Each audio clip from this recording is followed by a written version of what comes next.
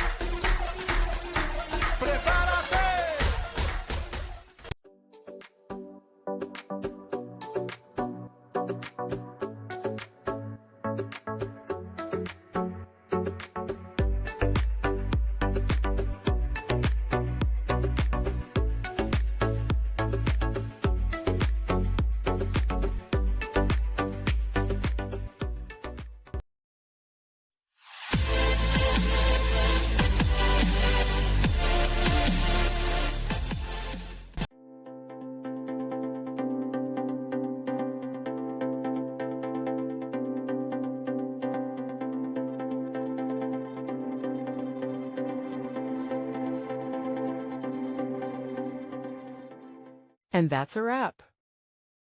I hope you found the answer you were looking for. If you did, take a second to hit that subscribe button. It really helps out. And let me know in the comments which solution worked best for you. See you next time in the debug zone.